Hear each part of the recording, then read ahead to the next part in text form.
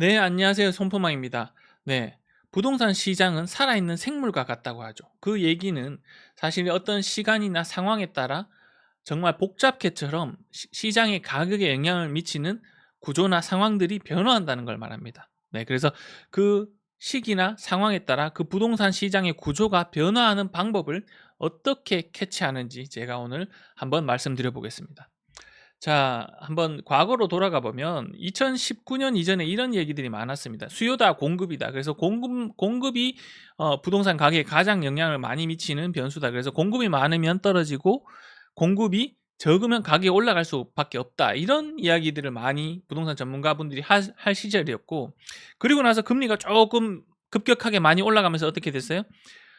2020년에는 고금리가 수요다 공급이다라는 걸 확 다 잠재우고, 금리라는 게 가장 부동산 시장의 가격에 영향을 많이 미치는 변수가 이렇게 바뀌었습니다. 중간에 물론 유동성의 장이 한번 있었고요. 그래서 그런 것들이 시기나 상황마다 부동산 가격에 영향을 가장 많이 미치는 변수가 바뀐다는 겁니다. 그렇기 때문에 공급만 보고 금리만 보고 이렇게 하는 거는 사실은 잘못된 판단을 할 수가 있다는 거죠. 그래서 시장 상황을 봐야 된다는 거고, 그래서 저는 제 이론은 이런 겁니다. 부동산 시장은 복잡계라서 시기별로 영향을 주는 변수가 다르다. 그래서 2020년에는 유동성이 가장 큰 변수였고, 그리고 1년 지나서는 금리가 가장 많이 사실 시장에 영향을 준 변수였고, 그 다음은 이제 2023년에는 정책, 정부 정책이 유동성이랑 금리를 좌지우지하는 시기였고, 2026년부터는 저는 이제 금리보다는 공급의 영향이 훨씬 점점 커지는, 공급이 제일 영향이 큰 건 아니지만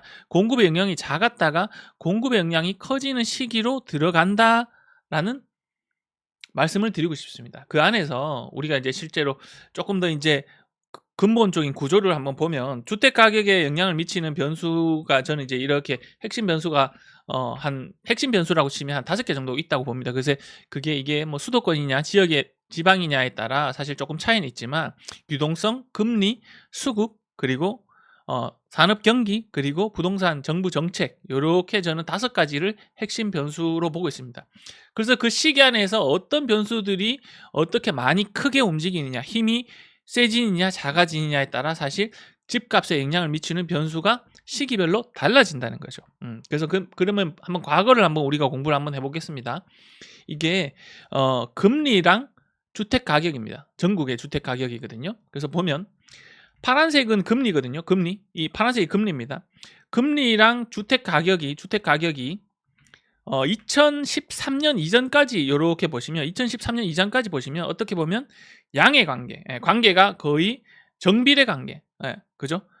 내릴 때 같이 내리고 오를 때 같이 오르고, 내릴 때 같이 내리고 오를 때 같이 내리고 같이 오르고, 내릴 때 같이 내린, 거의 금리가, 그래서 사람들이 금리가 오르고 내리는 게 주택 가격에 크게 영향을 미치지 못한다라고 할 시기입니다. 이 시기가.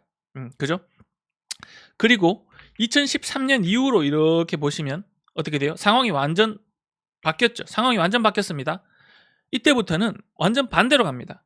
금리가 내리면 주택 가격이 오르고, 금리가 오르면 주택 가격이 내리는, 이렇게 반대로 반비례 관계, 음의 관계로 변화하게 됩니다. 근데 우리가 이제 이거를, 이런 것들이 시기별로 이렇게 금리가 주택 가격에 영향을 미치는 구조가 변화하는 이런 것들을 모르고, 금리랑 주택 가격의 이 전체 구간, 예를 들면 2020년부터 2025년부터 두 개의 전체의 상관관계를 구해보면 이렇게 됩니다. 0.16이 나옵니다.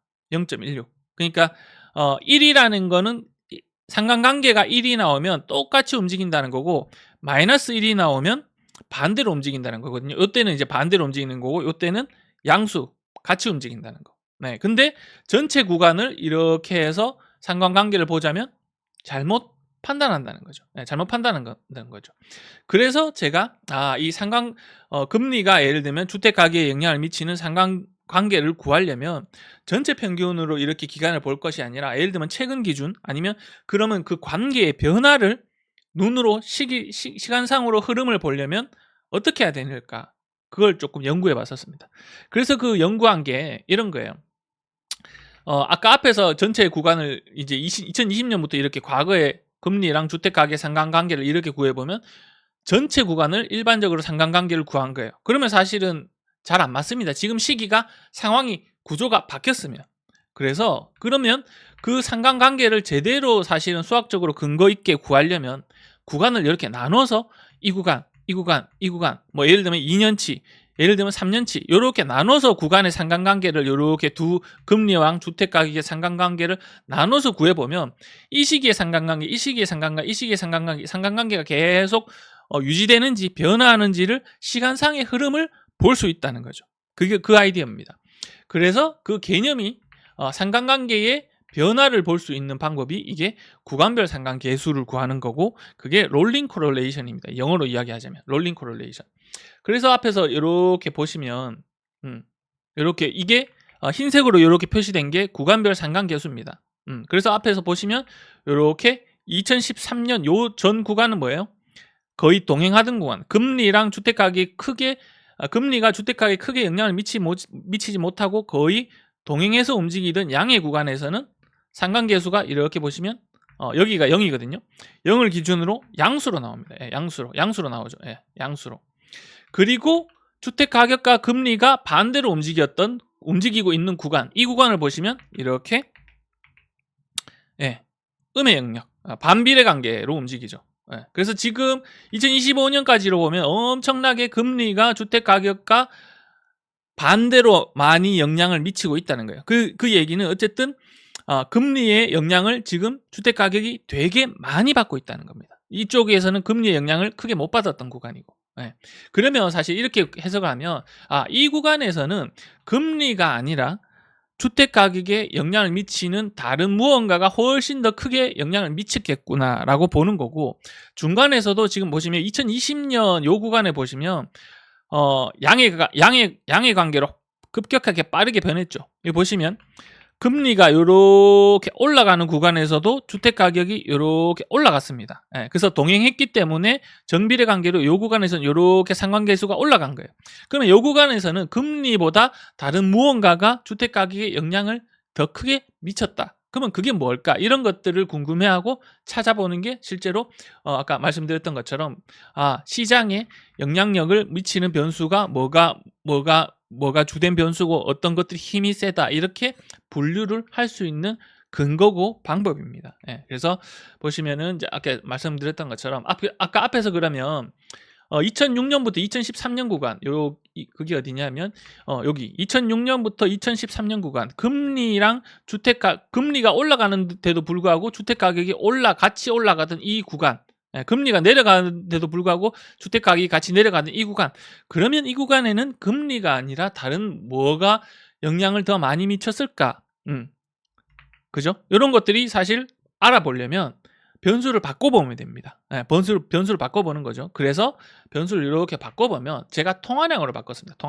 통화량이랑 주택가격을 이렇게 바꿔보면 아까 이 구간이죠. 이 구간. 네, 이 구간에서 보시면 통화량과 주택가격은 거의 대부분의 구간, 수도권은 거의 대부분의 구간에서 거의 동행하는 양의 관계죠. 양의 관계입니다. 그래서 이 구간에서 보시면 아까 그 금리가 올라갈 때 주택가격이 같이 올라갔던 구간이거든요. 그래서 보시면 통화량이 전년 대비해서 15.8%까지 엄청나게 돈이 많이 풀리던 구간입니다. 그래서 이 구간이 사실은 금리가 이렇게 올라가는 구간에서 또 가계대출 그때는 은행들이 확장을 막 이렇게 하면서 가계대출을 되게 확장적으로 많이 했었습니다. 근데 이제 지금처럼 그런 정부의 강한 규제가 없었기 때문에 가계대출이랑 이런 대출들이 확 불어나면서 금리가 올라감에도 불구하고 돈이 훨씬 더 많이 풀리면서 이때는 주택시장을 끌어올렸던 거예요.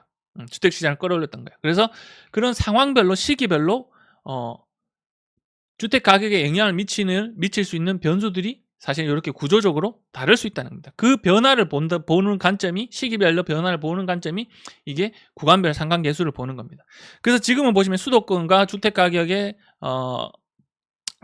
수도권과 통화량의 상관관계를 보면 엄청나게 동행하고 있죠. 이때 거의 지금 0.97, 0.97, 0.98 이 정도거든요. 그러니까 사실은 돈이 풀리는 게 대부분이 주택으로 흘러 들어가고 있다.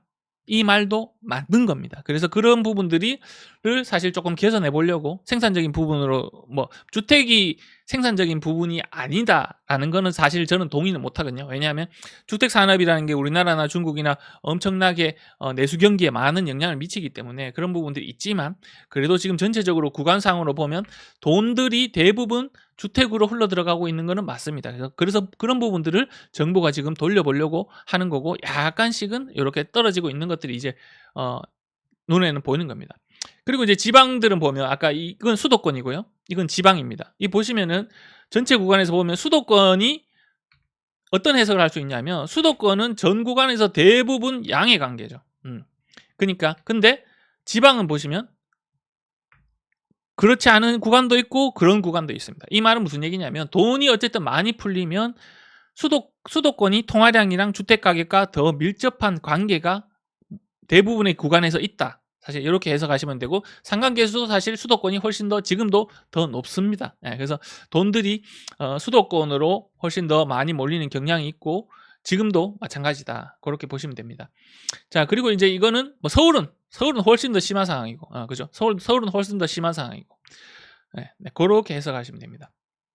자, 그리고 이제 이거는 뭐 이제 변수를 바꿔보면 예를 들면 지방 같은 경우에 공급이랑 주택 가격에 영향을 많이 받지 않습니까? 그렇기 때문에 이게 파란색이 입주 물량입니다. 입주 물량 공급이고 빨간색이 대구의 주택 가격을 전년 대비로 이렇게 비교해 보면 지방 같은 경우 대부분의 구간에서 공급이랑 가격이 반대로 이렇게 움직이죠. 공급량이 적으면 주택 가격이 많이 오르고 공급량이 이렇게 많으면 주택 가격이 내리고 이렇게 사실은 반비례 관계로 대부분의 구간에서 반비례 관계로 이렇게 형성이 됩니다. 형성이 되는데 보시면 2020년 구간에 이렇게 보시면 상관계수가 이렇게 갑자기 구간별 상관계수가 이만큼 올라갔죠. 이만큼 반비례로 움직이는 게 갑자기 공급도 올라가고 파란색 공급량도 올라가는데 주택 가격도 같이 올라갔습니다. 요 구간.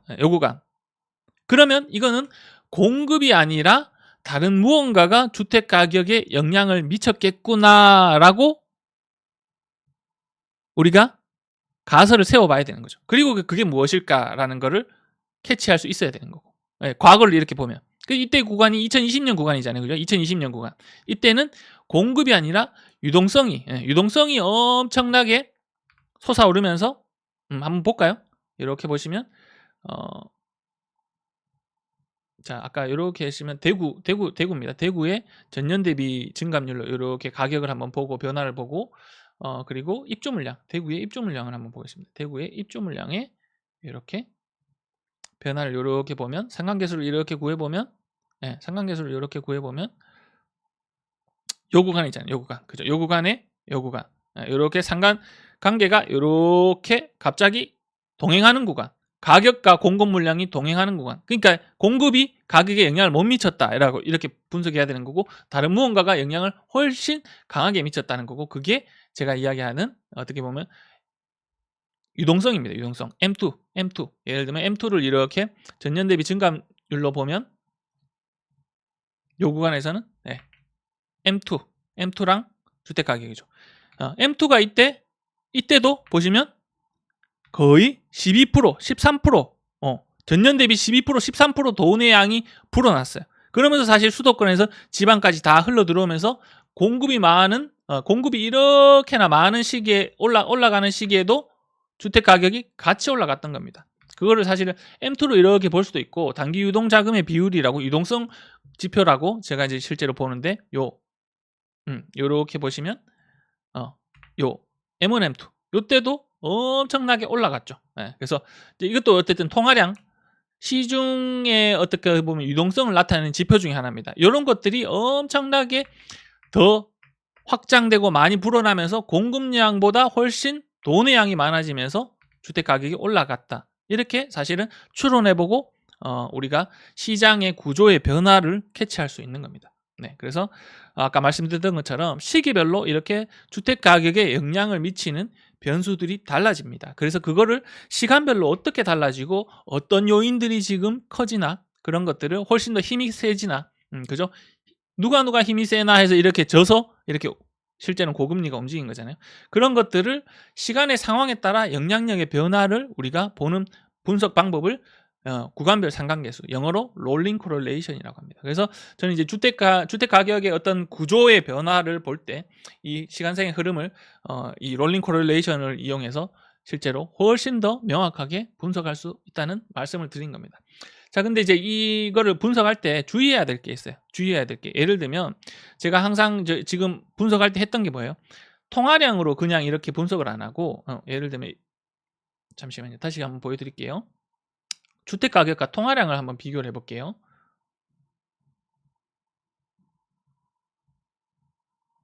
자, 주택 가격과 통화량을 비교하는데 통화량을 그냥 이렇게 통화량은 꾸준히 올라갑니다. 시간이 지나면. 그죠? 꾸준히 지나면 꾸준히 올라가요. 그래서 이렇게 상관관계를 분석을 하면 제대로 된 분석이 안 나와요. 제대로 된 분석이 안 나와요. 그럼 얘기는 무슨 얘기냐면 가격의 변화 아니면 값의 변화를 이렇게 서로 간에 비교를 해야 됩니다. 변화되는 걸. 그래서 얘를 변화로 비교하려면 얼마나 시간상으로 많이 감소하거나 상승했냐. 그게 실제로 전년 동기 대비 증감률로 이렇게 같이 비교를 해서 보면 이렇게 상관관계가 비교하기 좋게 눈으로 봐도 이렇게 원자료랑 비교하는 거랑 상관관계 비교가 안 되죠. 얘가 늘어날 때 늘어나고 줄어들 때 같이 줄어드느냐. 그 비교를 하기 위해서는 이렇게 전년 대비로 이렇게 비교를 해보시면 훨씬 더 명확하게 같이 움직이는구나. 상관이 없이 별로 반대로 움직이는구나 라를 분석할 수 있는 거예요. 그래서 말씀드리는 게 이렇게 제가 설명해 놨는데 변화 대 변화로 기본 원칙은 변화 대 변화로 값을 변경해서 이렇게 상관계수를 구해 보셔야 된다는 거예요. 그래서 그렇게 비교를 해보면 이렇게 지금은 통화량이 불어나는 대로 사실은 돈들이 거의 부동산의 상관계수가 이렇게 높게 있구나. 그런 것들을 이제 변화 대 변화로 데이터를 설정해서 보셔야 된다는 거고, 너무 짧은 구간으로 이렇게 설정하면 노이즈가 발생한다는 거는 어떤 얘기냐면, 자, 지금은 제가 기본적으로 48 구간으로 해놨어요. 48 구간이 무슨 얘기냐면 아까 앞에서 설명드렸던 것처럼 이 구간을 이렇게 이 구간을입니다. 이게 구간인데 이거를 12개월로 할 수도 있고 뭐 24개월로 2년을 할 수도 있고 6개월 3년을 할 수도 있고 4년을 할 수 있는데 구간이 짧을수록 짧게 변화를 캐치하기는 좋지만 노이즈가 많이 발생해요. 잘못 해석할 수도 있다는 말이에요. 무슨 얘기냐면 데이터가 이렇게 울퉁불퉁하잖아요. 이렇게 갔다 이렇게 움직이는 게 아니라 대부분의 데이터들이 이렇게 움직입니다. 그죠? 이렇게 변동성이 크기 때문에 너무 짧은 구간으로 예를 들면 12개월로 이렇게 짧게 분석하게 되면 분석이 어려워요. 왜냐하면 이런 데이터 변동성 때문에. 그렇기 때문에 요거를 저는 이제 짧게는 주택시장 같은 경우에 짧게는 24개월에서 한 48개월 정도로 두고 보시면 훨씬 더 분석을 조금 더 짧게 디테일하게 보고 싶다. 최근 구간의 변화를 조금 민첩하게 보고 싶다고 할 때만 24개월 정도로 한번 변화해서 보시고, 그래서 이렇게 보시면 이제 이 구간도 지금 조금 이제 주택 가격 통화량이랑 대구의 집값이 이 상관계수가 조금씩 내려오고 있다는 거죠. 그럼 무슨 얘기냐? 이 통화량보다 다른 무언가가 조금 더 주택 가격의 영향력이 세지고 있다. 이렇게 보시면 되고, 그게 이제 실제로 이제 48개월로 해도 사실은 이제 아직 조금 느리죠. 48개월로 하면 조금 더 느리게 신호가 포착되는 경향이 있습니다. 그렇지만 전체적인 구간의 변화들을 캐치하기는 되게 눈에 띄게 추세가 잘 보인다. 그런 장단점이 있으니까 그렇게 한번 이제 그런 설정 값을 바꾸면서 비교해 보시면 더 명확하게 시장을 분석하실 수 있다는 거고, 후행처럼 보이는 게 아니라 시간의 변화의 흐름을 실시간으로 보는 관점이다. 이건 무슨 얘기냐면 이 구간에 보시면 실제로 엄청나게 반대로 움직이는 경향이 많아졌다. 음의 구간까지 이렇게 강하게 어떻게 보면 마이너스 0.93까지 상관관계가 많이 바뀌었다가 실제로 보시면 여기 이 구간을 보시면 동행하고 있습니다. 그죠? 금리가 올라가고 주택 가격이 같이 올라가는 구간인데도 상관계수가 왜 이렇게 낮지? 이렇게 생각하시는 게 아니라 그래서 이게 늦게 움직인다라고 생각하시는 게 아니라 이전까지 여기서부터 이전까지이죠. 예를 들면 지금 48개월이니까 이 앞에서 이까지 4년 구간 동안을 보면 여기는 완전 반대로 움직였다가 완전 반대로 이렇게 사실 움직였다가 이 시점부터는 요렇게 되는 거잖아요. 구간 요렇게 계속 구간이 요렇게 뒤로 이제 실제로 시간상 흐름이 요렇게 구간들이 가는 거기 때문에 이 앞까지는 엄청나게 반대로 움직이는 구간이었다가 여기서부터 상관계수가 점점 올라가죠. 그러니까 여기서부터는 상황이 변화가 돼서 실제로 관계가 변화하기 시작한 구간이구나. 요렇게 해석하셔야 됩니다. 예, 요렇게 해석하셔야 돼요. 그래서 그 방금 이야기한 게 그게 사실은 잘못 분석을 하면 이 후행처럼 보는 게 아니라 이 상관계수가 많이 변곡점을 일으키는 상황을 기점으로 요렇게 보시면 이게 후행하는 게 아니죠. 상관계수가 후행하는 게 아닙니다. 그래서 그렇게 해석하셔야 된다. 그 말씀을 조금 드리고 싶었습니다. 그게 주의할 점입니다. 분석을 제대로 하기 위해서. 그래서 오늘 배워본 거는 상관관계의 그런 주택시장의 구조의 상관관계의 어떤 변화를 볼 수 있는 방법으로 구간별 상관계수라는 개념을 설명을 드렸고요.